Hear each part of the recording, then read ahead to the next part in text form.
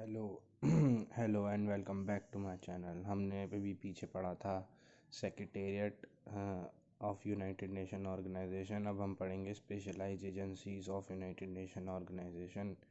United nation organisation में कुछ specialised agencies हैं जो कि ILO, WHO, यूनेस्को, ये सब स्पेशलाइज्ड एजेंसी हैं। तो इन्हें अब हम स्टार्ट करते हैं।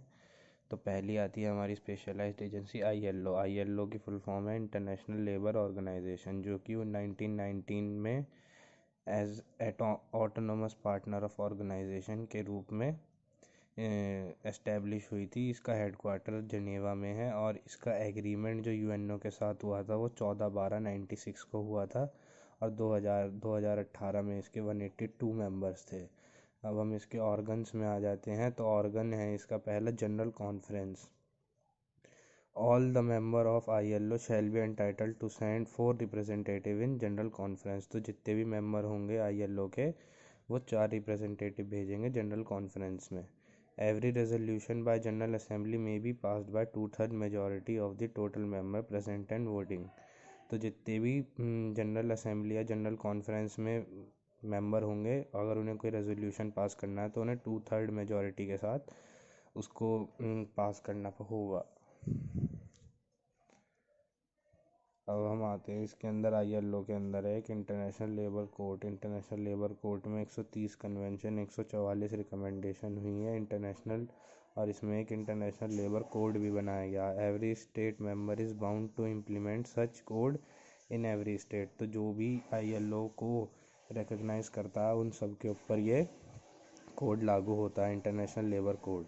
अब हम इसके दूसरे ऑर्गन पे आते हैं, गवर्निंग बॉडी। तो ILO की गवर्निंग बॉडी में 54 मेंबर हैं और 10 परमानेंट मेंबर्स हैं। अब हम आ जाते हैं ILO की ऑब्जेक्टिव्स पे। तो ILO के ऑब्जेक्टिव्स हैंगे कि ये तो पहले 1944 की कॉन्फ्रेंस में हुआ था, ये तो इसका पहला है। दूसरा ऑब्जेक्टिव है कि full employment and to raise living standard, के एम्प्लॉयमेंट दिलाना और लिविंग स्टैंडर्ड को रेज करना। मिनिमम वेजेस प्रोवाइड करना लेबर को।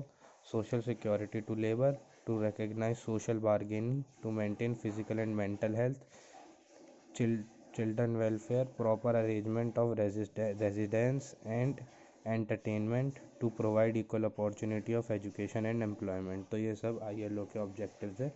अब हम नेक्स्ट स्पेशलाइज्ड एजेंसी पे आते हैं, WHO, जो है वर्ल्ड हेल्थ ऑर्गेनाइजेशन। इसके प्रेसिडेंट है टेड्रोस एबडोनम और वही इसके डायरेक्टर जनरल हैं। इसका हेडक्वार्टर जिनीवा में है।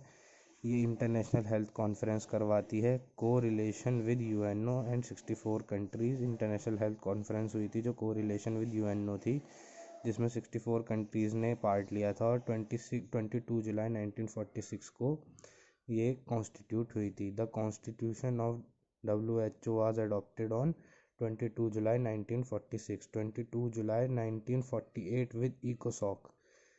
तो पहले तो ये जब अडॉप्ट की गई WHO UNO के द्वारा, वो 22 जुलाई 1946 को अडॉप्ट की गई और इकोसॉक द्वारा ये 22 जुलाई 1948 को एस्टेब्लिश हुई।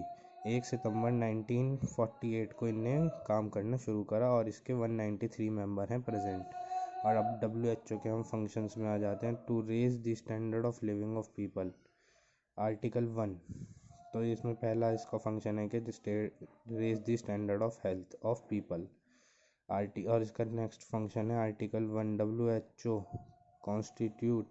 Constitution was adopted in which it was held that the objective of WHO shall be attain by people the highest possible level of health, कि वो highest possible level of health को attain कर सकते हैं। WHO का second function है।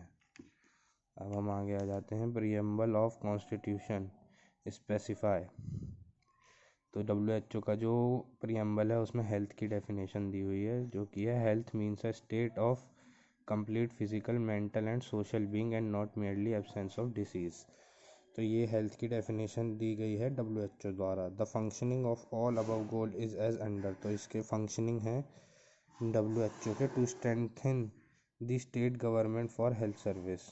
तो state government को हेल्थ सर्विस के लिए स्ट्रेंथ प्रोवाइड करना। टू रेंडर और provide technical and advice during emergency, technical और बाकी सारी जानकारी प्रोवाइड करना during emergency. To prepare the plan and to remove disease, कोई डिसीज़ के लिए प्लान प्रिपेयर करना और उसे रिमूव भी करना। International pipeline for medical and health information, तो ये मेडिकल और हेल्थ इंफॉर्मेशन के लिए इंटरनेशनल पाइपलाइन भी एक करवाती है, उसे चालू करवाती है। It is also known as global clearing house in health matters, तो ये जो भी बीमारियाँ आ जाती हैं उनको हटाने के लिए बहुत सारे उपयोग करती है।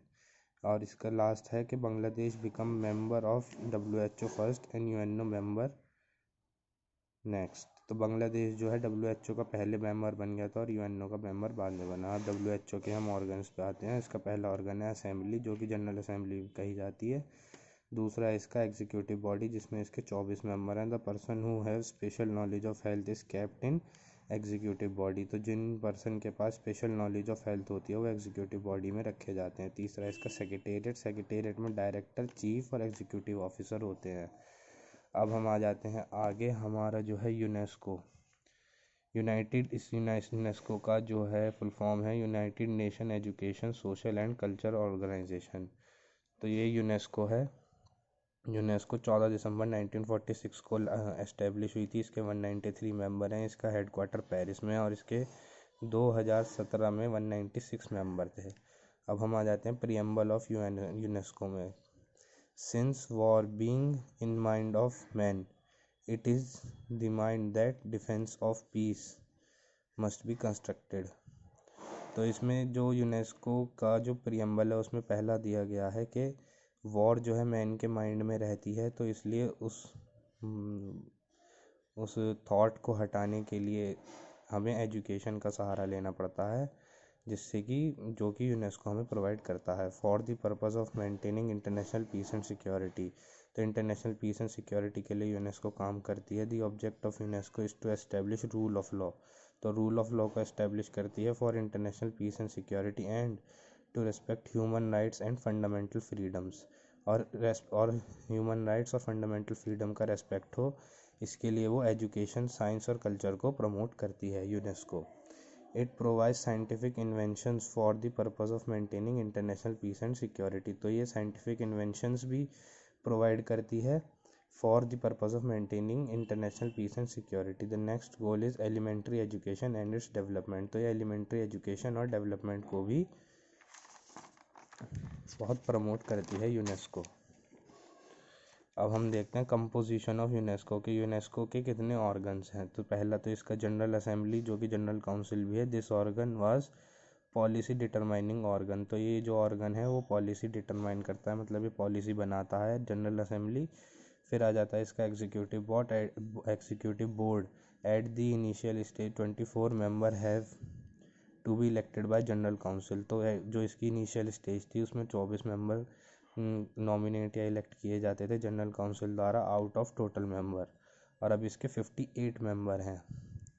All decision are taken by executive board, तो जितने भी डिसीजन होंगे वो एग्जीक्यूटिव बोर्ड द्वारा लिए जाएंगे। On policy made by general council, तो जो भी जनरल काउंसिल द्वारा पॉलिसी बनाई जाएंगी उसमें सब के डिसीजन एग्जीक्यूटिव बोर्ड द्वारा लिए जाएंगे। The main task of executive board was to enforce and to execute such decision and proposal, तो मेन टास्क जो एग्जीक्यूटिव बोर्ड का है वो एनफोर्स करना है इन पॉलिसी को और उन पॉलिसी को एग्जीक्यूट भी करना है। और अब इसका थर्ड जो ऑर्गन है वो सेक्रेटेरिएट है। इसके डायरेक्टर जनरल जो हैं वो ऑड्रे एजोले हैंगे और elected by general council and nominated by executive board. अब हम आगे आ जाते हैं FAO, food and agricultural organisation. इसका हेडक्वार्टर रोम इटली में है। एट प्रेजेंट इसके 191 मेंबर हैं और 16 अक्टूबर 1945 को एस्टेब्लिश हुई थी। एग्रीमेंट विद इकोसॉक, और इकोसॉक द्वारा इसका एग्रीमेंट हुआ था। Was approved by general assembly on December 1946, और general assembly of united nation द्वारा ये अप्रूव हुई थी दिसंबर 1946 को। इसके ऑब्जेक्टिव है to improve the living standard of people. Second इसका ऑब्जेक्टिव है to increase the population of food stuff की प्रोडक्शन के लिए फूड स्टफ़ की प्रोडक्शन इंक्रीज करनी, and to enhance the capacity of their distribution, और उनका डिस्ट्रीब्यूशन भी करना। To improve the economic system of the world, तो economic system of the world को भी इम्प्रूव करना। To improve the condition of rural population, तो रूरल पॉपुलेशन की कंडीशन को भी इम्प्रूव करना। To carry on various technical and non technical function, और बहुत से टेक्निकल और नॉन टेक्निकल फंक्शंस भी करती है। It is to collect the information of food and agriculture, और फूड और एग्रीकल्चर के बारे में इंफॉर्मेशन कलेक्ट करना।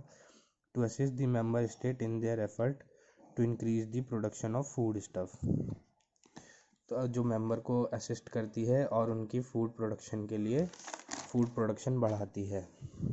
अब हम नेक्स्ट आ जाते हैं ICAO। ICAO है इंटरनेशनल सिविल एविएशन ऑर्गेनाइजेशन। तो इसकी कॉन्फ्रेंस हुई थी शिकागो में 1944 में, फ्रॉम 1 to 7 दिसंबर, to encourage and develop civil aviation. तो सिविल एविएशन को डेवलप करने के लिए, and to resolve the dispute regarding civil aviation at international level. तो इंटरनेशनल लेवल पे जो भी सिविल एविएशन के डिस्प्यूट होते हैं उनको रिगार्डिंग ICAO वर्क करती है टू डेवलप सिविल एविएशन, और सिविल एविएशन को डेवलप भी करती है। अब इसके हम ऑर्गन्स में आ जाते हैं। ऑर्गन्स है इसका जनरल असेंबली, जिसमें कि 190 मेंबर्स थे 2017 में। दूसरा ऑर्गन है इसका काउंसिल, जिसमें कि 27 मेंबर हैं। It can also be considered as executive council, और ये एग्जीक्यूटिव काउंसिल द्वारा भी कंसिडर की जा सकती है। In this particular matter 27 member are elected by executive council for 3 years, और इनका टर्म होता है 3 ईयर्स का। After every 3 years there will be election, तो हर 3 साल बाद इसमें इलेक्शन होते हैं। इसका हेडक्वार्टर मॉन्ट्रियल कनाडा में है। और इसका थर्ड ऑर्गन है सेक्रेटेरिएट, जो कि एडमिनिस्ट्रेशन करता है बाकी के ऊपर ऑर्गन्स को। अब हम ICAO की फंक्शंस पे आ जाते हैं कि इसके क्या फंक्शंस हैं। Collect information for development of international civil aviation, और सिविल एविएशन के लिए इंफॉर्मेशन कलेक्ट करना और उनको डेवलप करना। Publish information and conduct investigation, और पब्लिश इंफॉर्मेशन के इंफॉर्मेशन पब्लिश करती है, और उसके अगर मान लीजिए कोई एक्सीडेंट हो जाता है किसी एरोप्लेन का तो उसको इन्वेस्टिगेट भी करती है। After investigation make recommendation for improvement and development of civil aviation, और अगर इन्वेस्टिगेशन में कोई आता है, उन्हें कुछ पाया जाता है ICAO को, तो वो उसके लिए रिकमेंडेशन कर सकती है। किस रिकमेंडेशन कर सकती है? For improvement and development of civil aviation के लिए। If there is any obstruction और dispute in the task of civil aviation, अगर कोई ऑब्स्ट्रक्शन या फिर कोई डिस्प्यूट आ जाता है कोई सिविल एविएशन के लिए बिटवीन द कंट्रीज, कोई दो कंट्रीज़ के बीच में, या दो से ज़्यादा भी हो सकती हैं, ICAO works as arbitrator to decide such dispute. तो यह एक आर्बिट्रेटर की तरह भी आर्बिट्रेटर की तरह वर्क करती है, तो उस डिस्प्यूट को ख़त्म करने के लिए, उसको सॉल्व करने के लिए। 52 states sign Chicago conference in 1944। तो 52 स्टेट्स ने शिकागो कॉन्फ्रेंस साइन की थी 1944 में, और 5 मार्च 1947 को यह इस्टेब्लिश कर दी गई थी, जिसमें कि 26 स्टेट्स ने फिर से साइन किए थे। और 10 मई 1984 को इसकी 25th कॉन्फ्रेंस हुई थी। A resolution was pass that no use of armament shall be made against civil aeroplane और एयरक्राफ्ट। तो 10 मई 1984 को इसकी 25th कॉन्फ्रेंस हुई थी, और इसमें ये रखा गया था कि किसी भी सिविल एरोप्लेन या सिविल एयरक्राफ्ट के ऊपर आप हमला नहीं कर सकते हैं। अब हम आ जाते हैं आगे, जो कि है हमारा वर्ल्ड बैंक। तो international bank for reconstruction and development, world bank का जो फुल फॉर्म है उसका वो फुल फॉर्म है international bank for reconstruction and development. ये ब्रेटन वुड्स कॉन्फ्रेंस में हुई थी जुलाई 1944 में। लगता है ये वीडियो ज़्यादा लंबी हो जाएगी, तो मैं आपको वर्ल्ड बैंक एक अलग सेपरेट वीडियो में बना के एक्सप्लेन करूँगा। अगर आपको ये मेरी वीडियो पसंद आई हो तो आप इसे लाइक शेयर एंड सब्सक्राइब कर सकते हैं। Thank you.